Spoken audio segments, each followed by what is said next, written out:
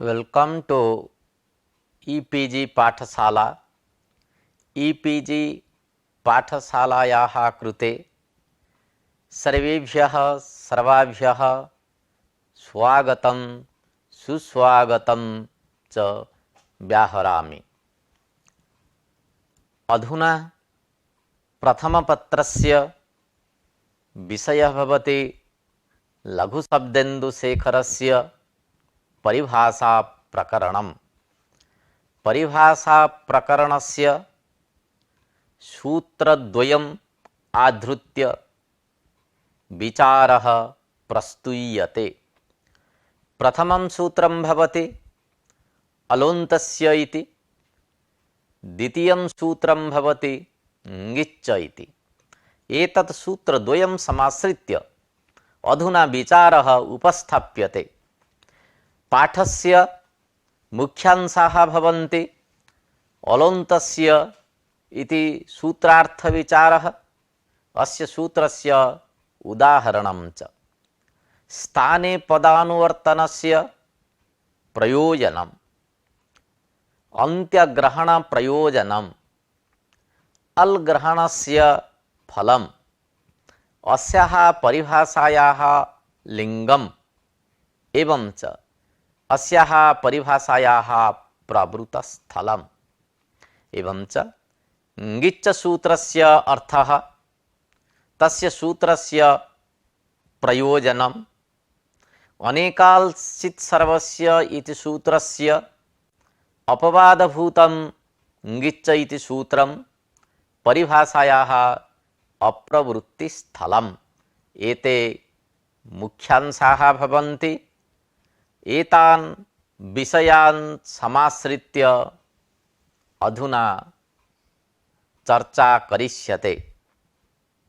आदौ अलोन्तस्य इति सूत्रस्य विषये विचारः करिष्यते।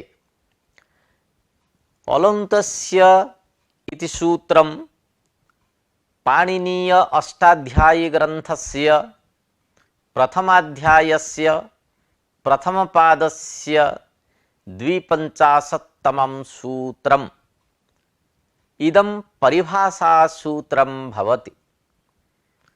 भवन्तः जानन्ति सूत्रं षड्विधं भवति: संज्ञा, परिभाषा, विधिः, नियमः, अतिदेशः, अधिकारश्च। षड्विधेषु सूत्रेषु इदं परिभाषासूत्रम्। संज्ञासूत्रम् इव परिभाषासूत्रं स्वयं कस्यापि कार्यस्य विधानं न करोति, परन्तु विधिशास्त्रेण नियमशास्त्रेण च साकम् एकवाक्यतां विदधाति।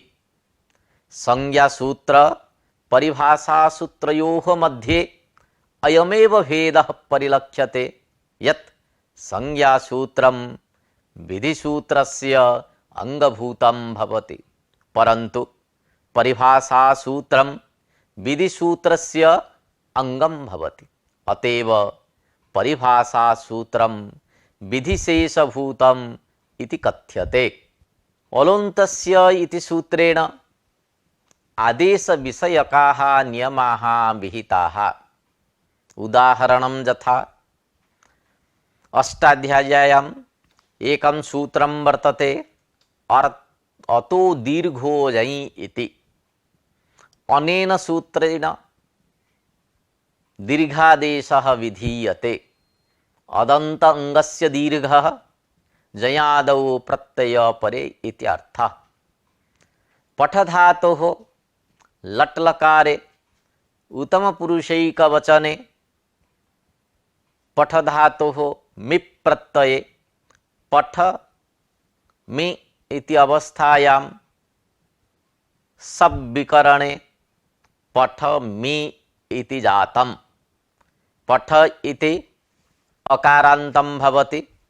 अतएव अंगसंज्ञकस्य पठ इत्यस्य अतो दीर्घ यञ् इति सूत्रेण दीर्घः प्राप्नोति।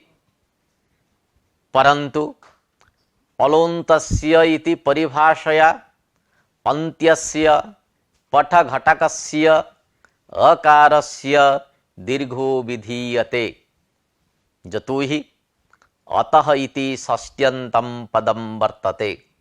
यत्र षष्ठी निर्दिष्टः तत्र अलन्तस्य परिभाषायाः प्रवृत्तिः भवति। अतएव अत्र अंगसंज्ञकस्य पठ इति समुदायस्य स्थाने दीर्घादेशः नैव भवति, केवलं पठघटकस्य अकारस्य दीर्घः विधीयते। अस्य सूत्रस्य अपरम् अपि उदाहरणम् अस्ति। बहूनि उदाहरणानि सन्ति। अधुना अस्य सूत्रस्य अर्थः कः इत्यस्मिन् विषये विचारः करिष्यते। द्विपदात्मकं सूत्रमिदम्। अत्र सूत्रे पदद्वयं वर्तते। अलः इति एकं पदम्, अन्त्यस्य इति अपरं पदम्, अलः इति षष्ट्यन्तं पदम्। अत्र अल् शब्दः प्रत्याहारबोधकः भवति। अयुण् सूत्रस्य अकारम् आरभ्य हल् सूत्रस्थ लकारान्तवर्णवाचकः अयं प्रत्याहारः, अर्थात् अल् प्रत्याहारे सर्वे वर्णाः संगृहीताः भवन्ति। अल् इति उक्ते सर्वे वर्णाः गृह्यन्ते, परन्तु अत्र अल् शब्दः लक्ष्ये एकस्य एव वर्णस्य बोधकः। किं कारणं? लक्ष्ये सर्वेषां वर्णानां समावेशः भवितुं नार्हति। अतएव केवलम् एकः एव वर्णः तत्र गृह्यते। अतः अस्मिन् सूत्रे पठितः अल् शब्दः वर्णस्य पर्यायः। अलः इति ङसन्तं, तत्रैव अन्त्यस्य इति विशेषणम्। अन्त्यस्य इति अनिर्धारितसम्बन्धार्थिका षष्ठी भवति। अत्र एकशतं षष्ट्यर्थाः ततोपि अधिकं वा इति पतञ्जलिना उक्तम् अस्ति। अत्र कीदृशी षष्ठी इति विचारप्रसङ्गे अलुन्तस्य इत्यत्र षष्ठीस्थाने इति सूत्रम् अनुवर्तते। षष्ठीपदं तृतीयया विपरिणम्यते। विधीयमानः आदेशः इत्यपि अध्याह्रियते। एवं च स्थानषष्ट्या विधीयमानः आदेशः अन्त्यस्य अलः स्थाने भवति इति सूत्रार्थः सम्पन्नः। एवं प्रकारेण सूत्रार्थः भट्टोजीदीक्षितेन सिद्धान्तकौमुद्यां प्रदर्शितः। षष्ठी स्थाने इति उभयं पदं षष्ठी स्थाने योगा स्थाने अंतरतमः इति सूत्रद्वयात् यथाक्रमम् अनुवर्तते इति चिदस्थिमालाकारस्य वैद्यनाथस्य मतम्। अर्थात् षष्ठी स्थाने योगा इति सूत्रात् षष्ठी पदम् अनुवर्तते, स्थाने अंतरतमः इति सूत्रात् स्थाने इति पदम् अनुवर्तते इति वैद्यनाथस्य मतं भवति। यतोहि षष्ठी स्थाने इति सूत्रे स्थाने योगा इति समस्तपदत्वेन एकदेशस्य स्थानपदस्य अनुवृतौ क्लेशो भवति। षष्ठी स्थाने योगा इति सूत्रम् अस्ति। अत्र सूत्रे षष्ठीपदं वर्तते, स्थाने पदम अपि वर्तते, किंतु एकस्मात् एव सूत्रात् उभयोः पदयोः अनुवर्तनेन क्लेशः भवति इति वैद्यनाथस्य मतं। यतो हि षष्ठीस्थाने योगा इति समस्तपदं तस्य एकदेशस्य स्थाने इत्यस्य अनुवर्तनं भवितुं नार्हति। अतएव षष्ठीस्थाने योगा इति सूत्रात् षष्ठीपदम् अनुवर्तते, स्थाने अन्तरतमः इति सूत्रात् स्थाने पदम् अनुवर्तते। निर्दिष्टस्य पदस्यापि अध्याहारः तस्मिन्निति निर्दिष्टे पूर्वस्य इति सूत्रं वर्तते। तस्मात् सूत्रात् निर्दिष्टस्य पदस्य अध्याहारः क्रियते। एवं च षष्ठी निर्दिष्टस्य अन्त्यस्य अलः आदेशः स्यात् इति सिद्धान्त कौमुद्यां वृतौ लिखितेन प्रतिपादितम् अस्ति। अस्य सूत्रस्य किम् उदाहरणम् इत्यस्मिन् विषये अधुना चर्चा क्रियते। अस्य सूत्रस्य उदाहरणं भवति त्यदादीनाम् आह। त्यदादीनाम् आह इति सूत्रेण त्यदादिगणपठितानां शब्दानाम् अकारादेशो विधीयते। त्यदादीनाम् इति षष्ट्यन्तं पदमस्ति, अतः त्यदादि शब्दस्य अन्त्यवर्णस्य स्थाने अकारादेशो भवति। यतोहि यत्र षष्ट्यन्तं पदम् अस्ति तत्र अलोन्तस्य इति परिभाषायाः प्रवृत्तिः भवति। अनया परिभाषया केवलं त्यदादि शब्दस्य अन्त्यवर्णस्य स्थाने अकारादेशो भवति। यथा तत् शब्दस्य अन्त्यवर्णः दकारः, तस्य दकारस्य स्थाने अकारादेशो विधीयते। एवं च दिवौत् सूत्रम् अपि अस्य सूत्रस्य उदाहरणं। दिवौत् इति सूत्रेण दिवशब्दस्य औकारादेशो भवति। अत्र जिज्ञासा भवति कस्य स्थाने अयम् औकारादेशः। तत्र विचारप्रसंगे दिवः इति षष्ट्यन्तं पदम्, अतः अलोन्तस्य इति परिभाषायाः प्रवृत्तिः भवति। अनया परिभाषया दिप् शब्दस्य अन्त्यस्य अलः वकारस्य स्थाने औकारादेशो भवति। एवं च द्यौः इति रूपं सिद्ध्यति। अत्र स्थाने पद अनुवर्तनस्य प्रयोजनम् अस्ति न वा इत्यस्मिन् विषये विचारः क्रियते।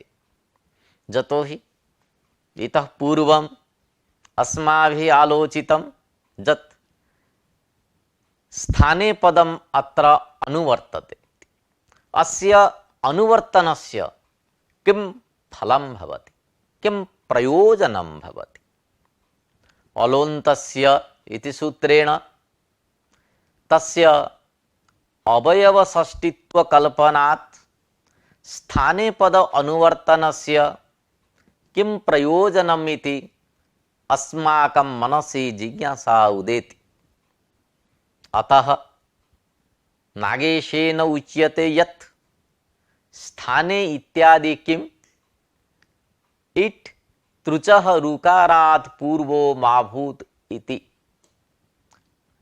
अस्य नागेशवचनस्य अयमेव आदि आशयो भवति यत् षष्ठी विभक्त्या निर्देशेन विधीयमानस्य आदेशमात्रस्य यदि ग्रहणं स्यात् तर्हि भूधातोः तृच् प्रत्यये जाते भूतृच् इत्यत्र आर्धधातुकस्य इड् बलादेः इति सूत्रेण विधीयमानः इडागमः अनया परिभाषया अन्त्यस्य अलः ऋकारस्य अवयवः स्यात्, अर्थात ऋकारात् पूर्वम् इट् स्यात्।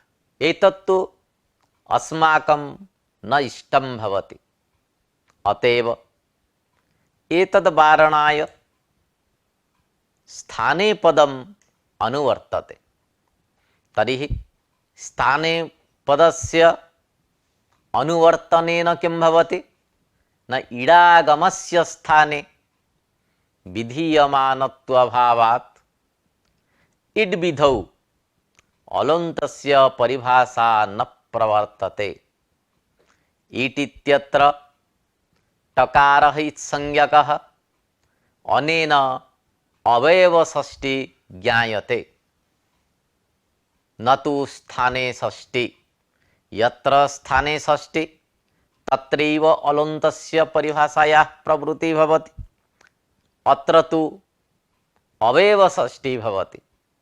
अतः आर्धधातुकस्य इति न स्थानषष्ठी, तेन इट् तृचः पूर्वो भवति। एतदेव स्थानपद अनुवर्तनस्य प्रयोजनं भवति इति नागेशेन प्रतिपादितम्। अलोन्तस्य इति सूत्रे अन्त्यग्रहणं पाणिनिना कृतम्। अस्य अन्त्यग्रहणस्य किं प्रयोजनम् एतस्मिन् विषये चर्चा करिष्यते। अलः इति षष्ट्यैकवचने रूपं भवति, एवं च प्रथमा बहुवचने अपि रूपं भवति। अतः अत्र अलः इति षष्ट्यन्तम् अर्थात ङसन्तं पदम् अथवा प्रथम बहुवचनान्तं जसन्तं पदं भवति इति अस्माकं मनसि प्रश्नः समुदेति। अर्थात षष्ट्यन्तस्य अलः इत्यस्य अत्र ग्रहणं भवति अथवा प्रथमा बहुवचनान्तस्य अलः इत्यस्य ग्रहणं भवति इति अस्माकं मनसि जिज्ञासा समुदेति। सूत्रे अन्त्यस्य इति पदसाहचर्यात् अलः इति षष्ट्यन्तं पदम् इति निर्णयितुं शक्यते, न तु प्रथमा बहुवचनान्तम्। यतो हि अन्त्यस्य इति षष्ट्यन्तं पदम् अस्ति, अतः अलः इत्यस्य अन्त्यस्य इति विशेषणं भवति। तेन अन्त्यस्य अलः स्थाने इत्यर्थः संपद्यते। यदि अलः इति जसन्तं स्यात् अर्थात प्रथमा बहुवचनान्तं स्यात्, तर्हि स्थाने षष्ट्या विधीयमानः अल् रूपः आदेशः अन्त्यस्य स्थाने भवति इत्यर्थः स्यात्। बहुत्वम् अविवक्षितं स्यात्। तथा च अनेकाल् सित्सर्वस्य इति सूत्रे अल् ग्रहणं न कर्तव्यम्। अनेकाल् आदेशस्य अल् रूपादेशाभावात् एव सर्वादेशत्वं सिद्ध्यति। ततः सूत्रे अन्त्यग्रहणस्य किं फलम् इत्यस्मिन् विषये चर्चा क्रियते। यतो हि अत्र सूत्रे पदद्वयम् अस्ति, अलः इति एकं पदम्, अन्त्यस्य इति एकं पदम्। अन्त्यग्रहणस्य प्रयोजनम् आलोचितम्, अधुना अल् ग्रहणस्य फलविषये चर्चा क्रियते।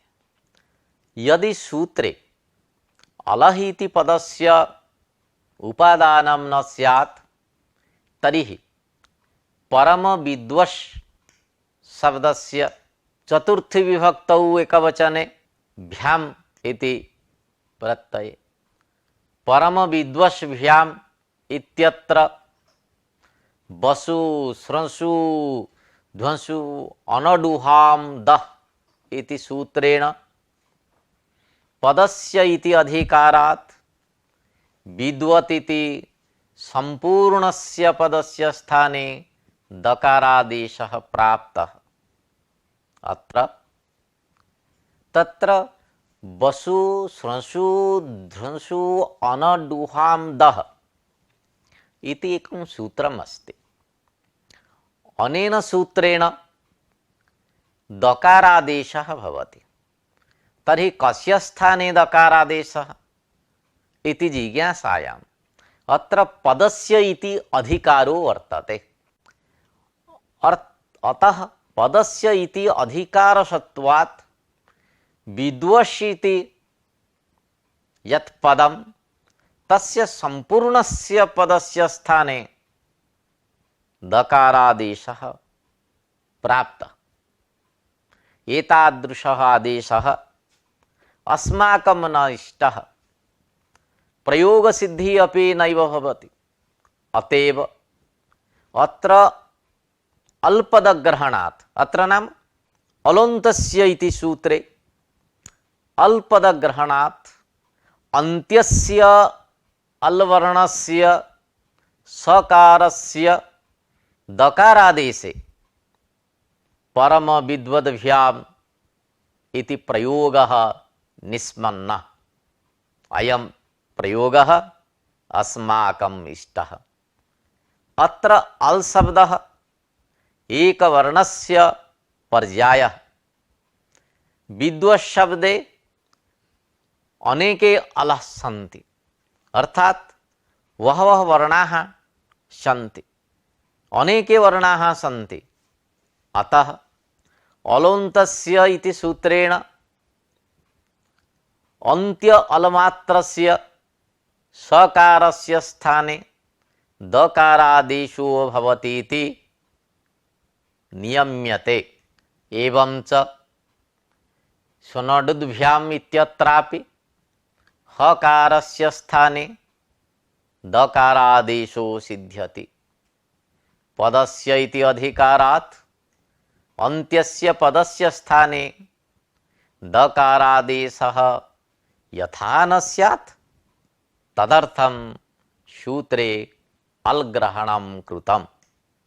अल्ग्रहणेन केवलम् एकस्य वर्णस्य स्थाने एव आदेशः विधीयते।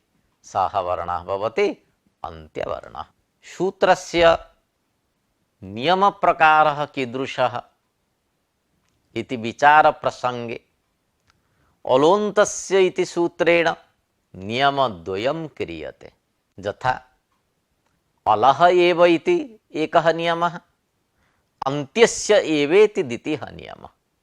अर्थात् एकस्य वर्णस्य स्थाने आदेशो भवति, सः आदेशः अन्त्यस्य एव इत्थं नियमद्वयम् अनेन सूत्रेण कृतम्। अस्माभिः उच्यते लिङ्गवती परिभाषा इति। अलोन्त्यस्य इति एकं परिभाषासूत्रं भवति।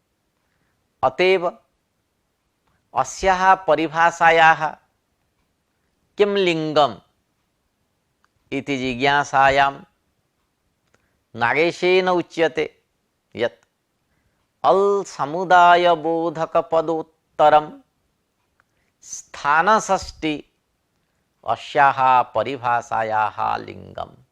अर्थात् यत्र स्थानषष्ठी तत्र अस्याः परिभाषायाः प्रवृत्तिः भवति।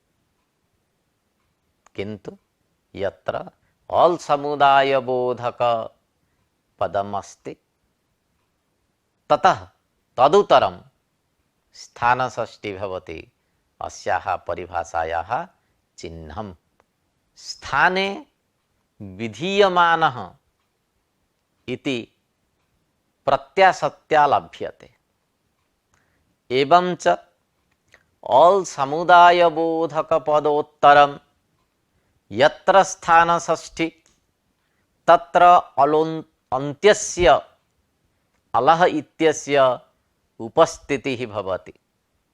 अतः त्यदादिनामः इत्यत्र अल् समुदायोत्तरं स्थानषष्ठी निर्देशात् अन्त्यस्य अलः उपस्थितिः जाता।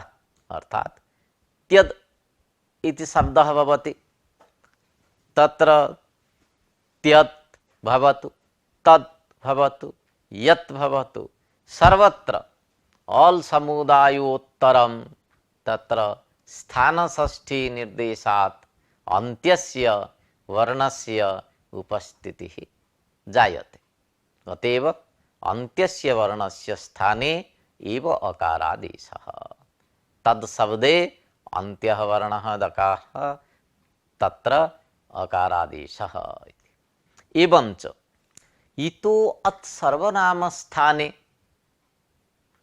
इति सूत्रे अलोन्तस्य परिभाषायाः प्रवृत्तिः न भवति। यतो हि इतः इति षष्ट्यन्तपदेन ईकाररूपस्थानिनः निर्देशात् अल् समुदाय उत्तरोत्वम नास्ति। यद्यपि षष्ट्यन्तं पदमस्ति, किन्तु यत्र अल् समुदायोत्तरत्वं स्थानषष्ठी तत्रैव इयं परिभाषा प्रवर्तते। किन्तु इतोवत् सर्वनामस्थान इति सूत्रे यद्यपि इतः इति षष्ट्यन्तं पदं, परन्तु अनेन ईकाररूपस्थानिनः निर्देशात् अल् समुदाय उत्तरोत्तरत्वं नास्ति। एवंच पथ्यादीनाम् अवयवषष्ठित्वं स्वीकृतम्।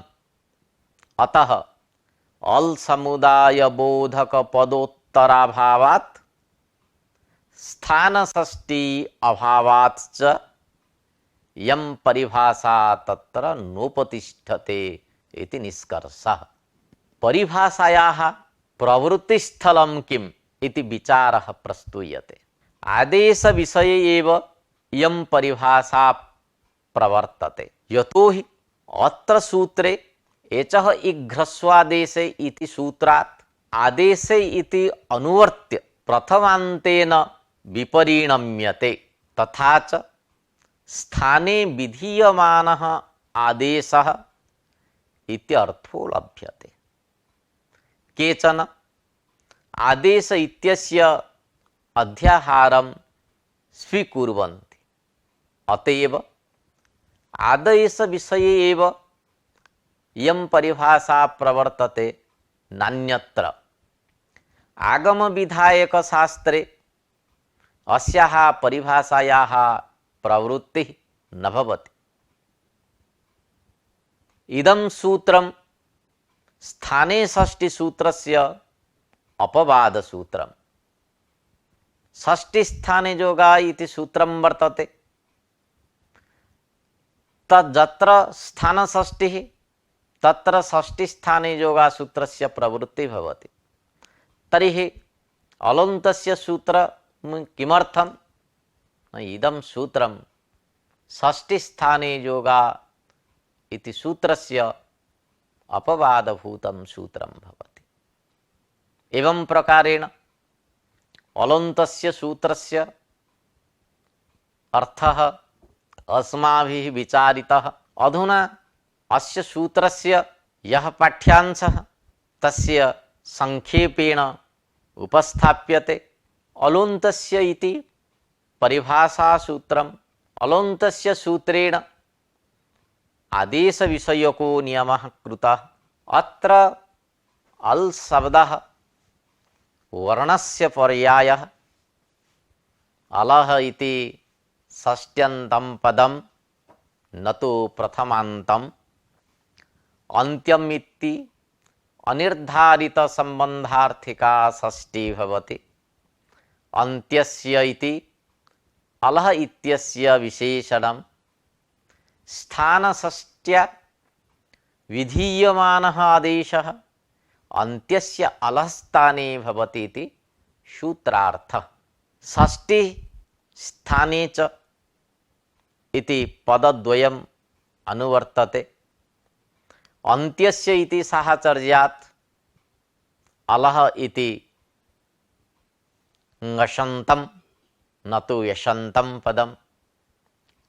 सूत्रे अलग्रहणात् स्वनडुद्भ्याम् इत्यत्र अन्त्यस्य हकारस्य स्थाने दकारादेशः सिद्धः। अन्यथा संपूर्णस्य पदस्य स्थाने हकारादेशः स्यात्। सूत्रे द्विविधः नियमः भवति। अलः एव अन्त्यस्य एव। स्थाने षष्ठी अस्याः परिभाषायाः लिङ्गं भवति।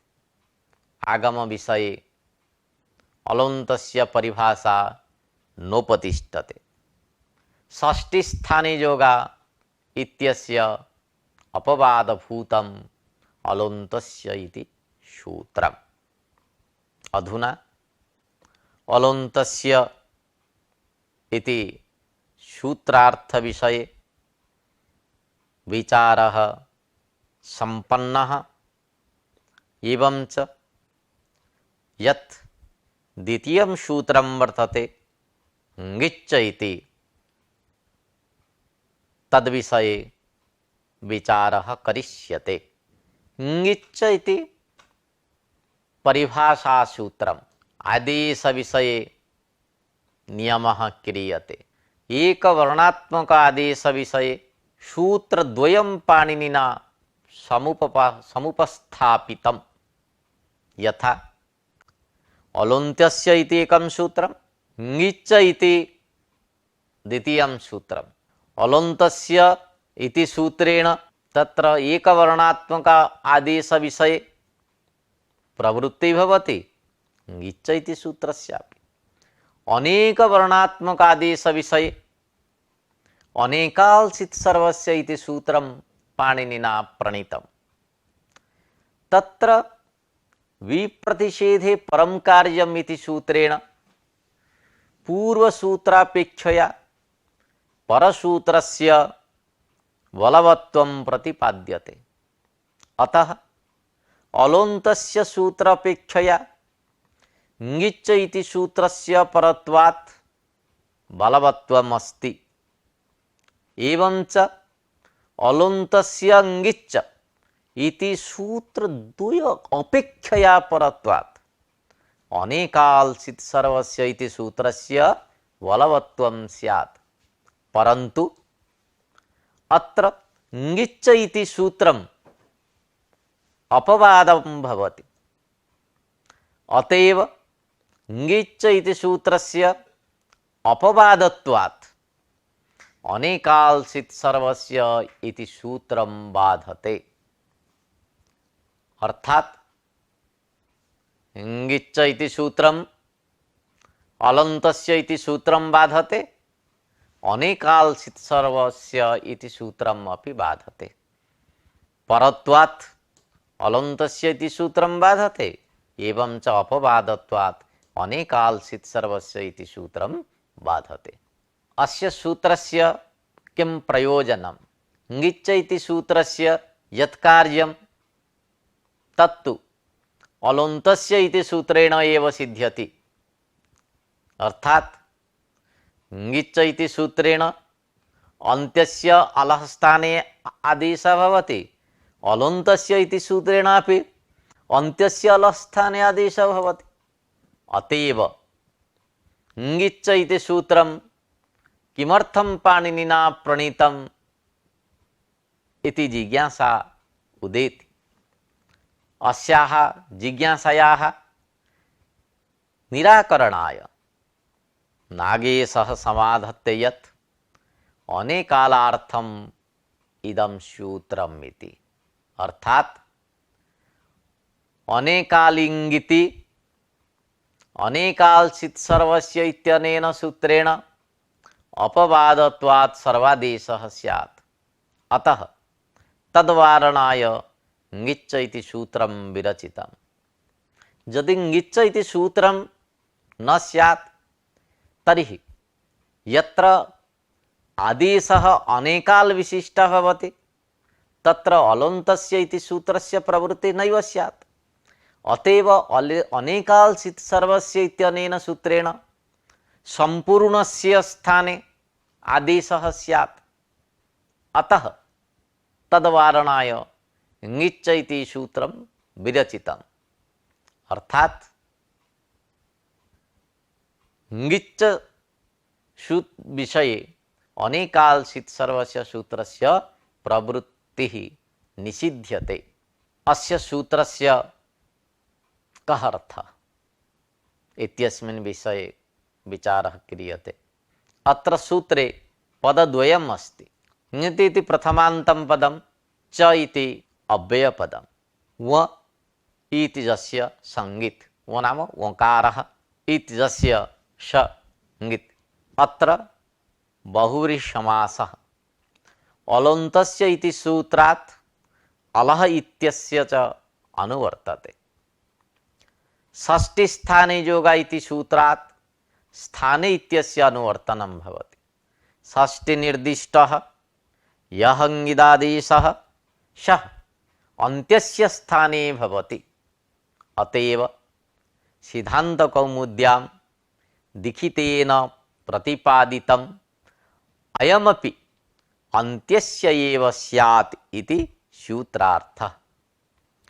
अत्र सूत्रे यः चकारः वर्तते सः चकारः अप्यर्थकः, अपि न पूर्वस्य आदेशस्य समुच्चयो भवति। वस्तुतः अत्र चकारः व्यर्थः, समुच्चये किमपि फलं नास्ति। अधुना अस्माभिः विचारः क्रियते यत् अनेकाल सूत्रस्य अपवादत्व साधनं कथं भवति। अनेकाल्सित् सर्वस्य इति सूत्रस्य अपवादो भवति ङिच्च इति सूत्रम्। अपवाद शब्दस्य कः अर्थः? अपोद्यते, बाध्यते अनेन इति अपवादः। बाहुलकात् हलश्च इति सूत्रेण करणे अर्थे घञ् प्रत्ययो विधीयते। योगरूढोऽपि अयम् अपवाद शब्दः। येन नाप्राप्ते यो विधिः आरभ्यते सो अपवादः। तद्विषये यत्कर्तृक अवश्य प्राप्तिः स उच्छर्गः। अपवादः उच्छर्गस्य बाधको भवति। यत्कर्तृक अवश्यं प्राप्तौ सत्यां यो विधिः यत्शास्त्रम् आरभ्यते स आरभ्यमानो विधिः तस्य अवश्यं प्राप्तस्य बाधको भवति इत्यर्थः। अवङ्गादयः सर्वे ङिदादेशाः अनेकालः एव। तत्र यदा अवङ् आदेशः भवति, अवङ् इत्यत्र ओङ्कारस्य हलन्त्यम् इति सूत्रेण इस् संज्ञा भवति। अतएव अयं ङिदादेशः भवति।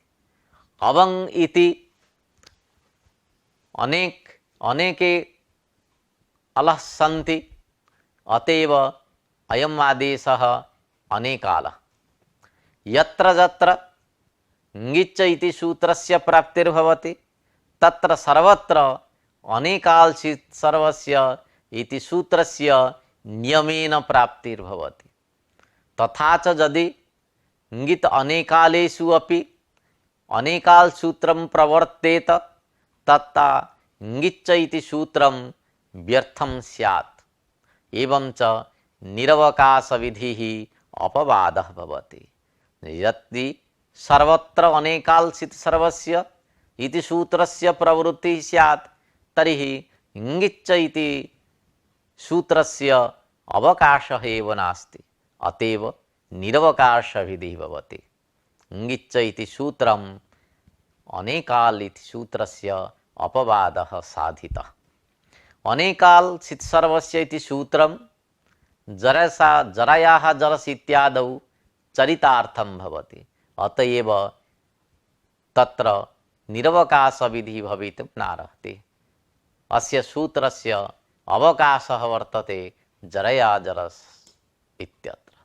अतः ङिच्च इति सूत्रम् अनेकाल इति सूत्रस्य अपवादः भवति। ङिच्च इति सूत्रस्य किम् उदाहरणं? ङितः अन्त्यादेशस्य उदाहरणं भवति गवाग्रम। गोयुक्त अग्रम इति स्थिते अवङ्स्फोटायनस्य इति सूत्रेण अवङ्गादेशः प्राप्तः, परन्तु अयम् आदेशः कुत्र भवति इति जिज्ञासायाम् अलोन्तस्य इति सूत्रेण अन्त्यस्य अलः स्थाने अवङ्गादेशः प्राप्तः। एवं च अस्य आदेशस्य अनेकाल्त्वात्, अर्थात् अवङ् आदेशः भवति अनेकाल, अतएव अनेकाल सित्सर्वस्य इति सूत्रेण सम्पूर्णस्य गोशब्दस्य स्थाने अवङ्गादेशः प्राप्तः, किन्तु आदेशः ङित् भवति। अवङ् इत्यस्य अन्त्यः वर्णः यः ओङ्कारः, तस्य हलन्त्यम् इति सूत्रेण संज्ञा भवति, अतएव अवङ्गादेशः भवति ङित्। अतः अनेकाल इति सूत्रं बाधित्वा ङिच्च इति सूत्रेण अन्त्यस्य अलः ओकारस्य स्थाने अवङ्गादेशे गवाग्रम इति रूपं सिद्धं भवति। अतएव गो इति संपूर्णस्य पदस्य स्थाने यः अवङ्गादेशः प्राप्तः अनेकाल सित्सर्वस्य इति सूत्रेण तं बाधित्वा ङिच्च इति सूत्रेण अन्त्यस्य वर्णस्य ओकारस्य स्थाने अवङ्गादेशः प्राप्तः, एवं च गवाग्र इति रूपं निष्पन्नं भवति। ङिच्च इति परिभाषायाः कुत्र प्रवृत्तिः भवति, कुत्र अप्रवृत्तिः भवति इति विचारः समागच्छति। अत्र परिभाषायाः किम् अप्रवृत्तिस्थलम् अस्ति इति विषये चर्चा क्रियते। तुयोः तातङ्गाशिषि अन्यतरस्याम् इत्यत्र ङिच्च इति सूत्रं न प्रवर्तते। अनेन सूत्रेण लोट् लकारस्य प्रथमपुरुषैकवचने तु इत्यस्य स्थाने तातङ्गादेशः प्राप्तः। तातङ् इत्यस्य ओकारः इत् भवति, अतः अयं ङिदादेशो वर्तते। ङितादेशस्य बहूनि प्रयोजनानि सन्ति, यथा गुणवृद्धिनिषेधः, संप्रसारणम् इत्यादि। अनेक प्रयोजन सद्भावात् ङित्करणस्य चारितार्थ्यात् तातङ् विषये ङित् मन्दगत्या प्रवर्तते। अतः अनेकाल सित्सर्वस्य इति सूत्रेण तु इति समुदायस्य स्थाने तातङ्गादेशः सिद्ध्यति। अन्यथा यदि ङिच्च इति सूत्रस्य प्रवृत्तिः स्यात् तर्हि अन्त्यस्य अलः तु उकारस्य एव स्थाने तातङ्गादेशः स्यात्। एवं च अस्माकं लक्ष्यं नैव सिद्ध्येत। भवतु भवतात् इति रूपद्वयम् अस्माकम् इष्टं भवति। अतएव अत्र ङिच्च इति परिभाषायाः प्रवृत्तिः नैव भवति। अतएव तातङ्गिगीत्करणस्य सावकाशत्वात् विप्रतिषेधात् सर्वादेशः इति भाष्ये पतञ्जलिना प्रतिपादितम्। अस्य अयमाशयो यत् ङिच्च इति सूत्रं न अपूर्वं किन्तु यत्र यत्र ङित्करणस्य अन्यत् फलं नास्ति, ङित्करणं व्यर्थं जातं, तत्र अनेकाल् इत्यस्य बाधकं भवति। यत्र ङित्वस्य फलान्तरं वर्तते तत्र अनेकाल् इत्यस्य बाधकं भवितुं नार्हति, बाधकं नैव भवति इति पतञ्जलिना महाभाष्ये प्रतिपादितम्। ङिच्च इति सूत्रस्य तत्र निष्कर्षः भवति। ङिच्च इति परिभाषासूत्रम् आदेशविषये नियमः क्रियते। अनेकालार्थं ङिच्च इति सूत्रं प्रारब्धम् इति नागेशेन प्रतिपादितम्।